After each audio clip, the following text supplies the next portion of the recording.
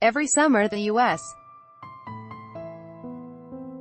Central Plains go dry, leading farmers to tap into groundwater to irrigate sorghum, soy, cotton, wheat and corn and maintain large herds of cattle and hogs.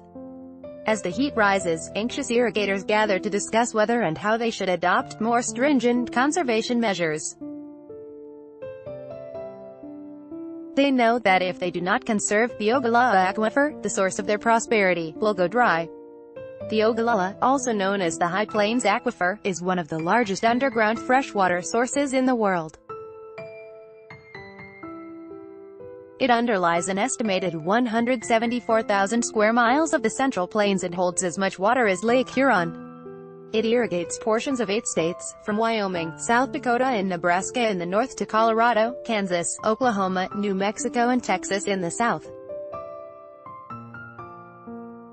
Sponsored, but the current drought plaguing the region is unusually strong and persistent, driving farmers to rely more on the aquifer and sharpening the debate over its future. A current assessment by the U.S.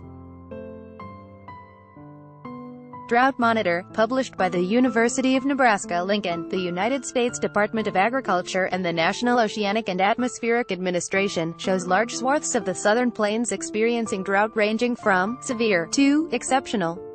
These worrisome prospects form the dramatic backdrop to Ogallala, Water for a Dryland, now out in its 3rd edition.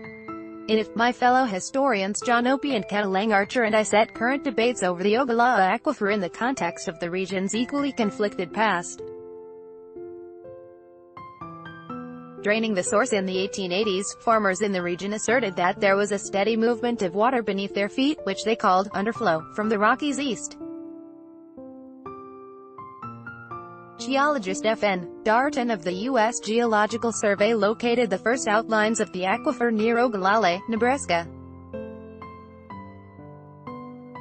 His discovery nourished the ambitions of farmers and irrigation promoters.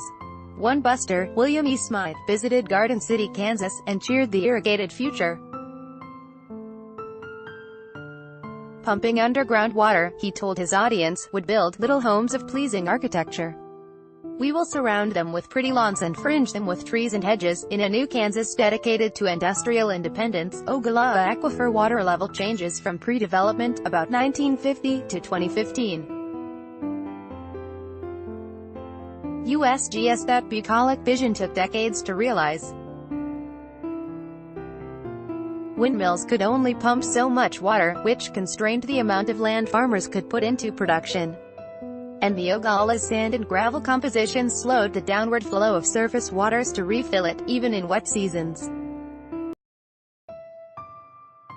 This did not matter until farmers started adopting better drilling technology, gas-powered water pumps and high-tech irrigation systems after World War II. These advances turned the Central Plains into the world's breadbasket and meat market, annually generating $20 billion worth of foodstuffs.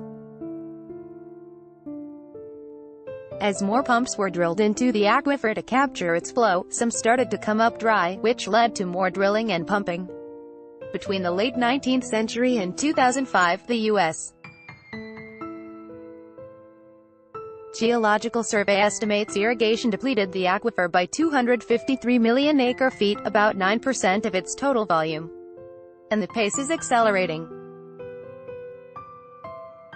Analyzing federal data, the Denver Post found that the aquifer shrank twice as fast from 2011 through 2017 as it had over the previous 60 years. The current drought is only adding to these woes.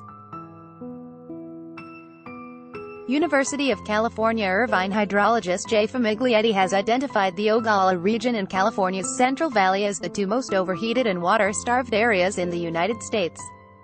Relying on technological fixes, this is not the first time that humans have pushed ecosystems on the Central Plains to the breaking point.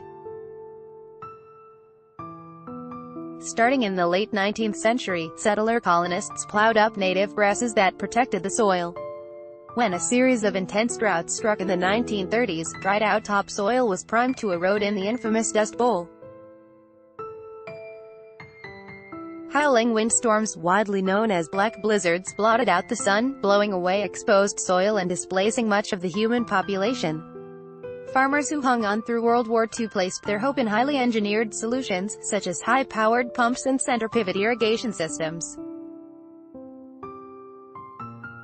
These innovations, along with ongoing experiments to determine the most profitable kind of crops to grow and animals to raise, profoundly altered global food systems and the lives and livelihoods of plains farmers. Today some advocates support a similar fix for farmers' water needs, the so-called Great Canal of Kansas, which would pump vast quantities of water from the Missouri River in the east over 360 miles west of the most arid Kansas counties.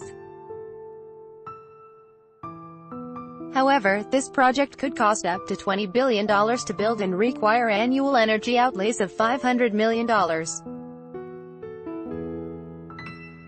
It is unlikely to be constructed, and would be a band-aid solution if it were. Crop circles in Finney County, Kansas, denote irrigated plots, using water from the Ogallala Aquifer.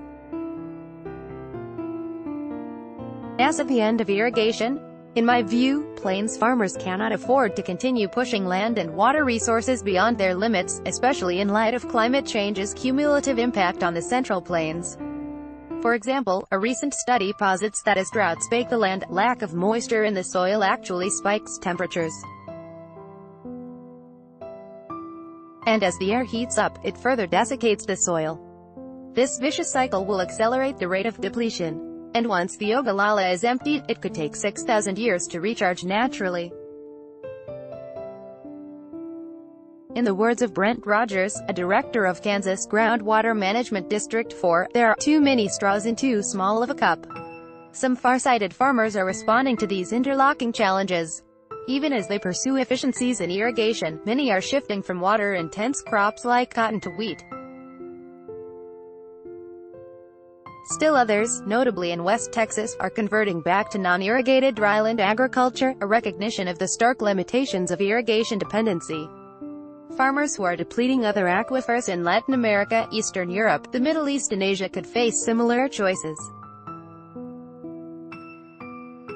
Whether these initiatives will become widespread, or can sustain agriculture on the Central Plains, is an open question. But should instead farmers and ranchers drain the Ogallala Aquifer in pursuit of quick profits, the region may never recover. Char Miller, W.